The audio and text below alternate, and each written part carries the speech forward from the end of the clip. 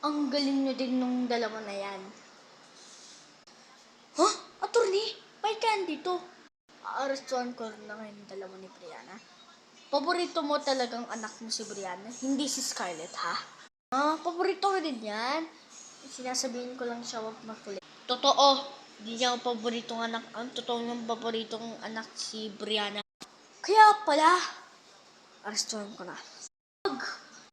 Nay! Arestuhan ko na yung dalawa.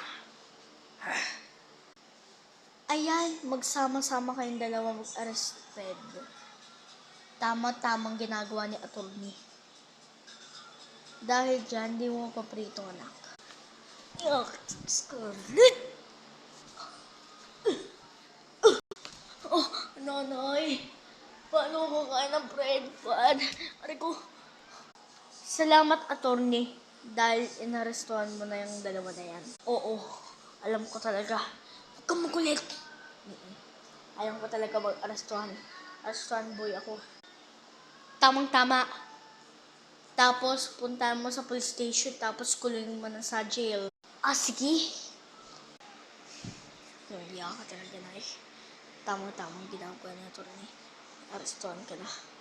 Tapos, hindi mo paboritong anak. Paborito mo talagang anak si Brianna. Hindi mo talaga anak. Ibig sabihin, ampun lang ako.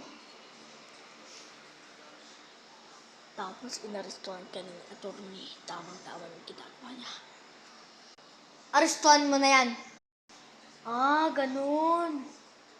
Binayaran ko na yung mga pulis. Well, ito na yung pambayad ng pulis na kuha ko na. Paano man ako? Kung talaga. Magsama kayong dalawa ni Brianna at saka ikaw, Susan. Tigilan mo nga ako. Wala namang ginagawa kay Scarlett eh. Bakit daw sa kanya? Kahit na, bakit sabi daw ni attorney at saka ni Scarlett, di ka daw paboritong anak ni Scarlett. Paborito mo talagang anak si Samantha? Totoo ba yun? Kaya pala!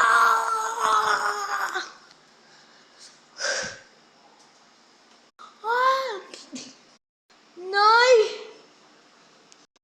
Tamang-tamang ginagawa ni Brianna. Wala siyang pakialam. Arestuhan mo na yung dalawa na yan. Brianna tapos si Susan. Tamang-tama yung ginagawa niya. Oo. Arestuhan mo na talaga yan. Sige! Sakit. Tamang-tama yung ginagawa ni attorney. Sinabi niya, arestuhan ko talaga yung mga pamilya ko.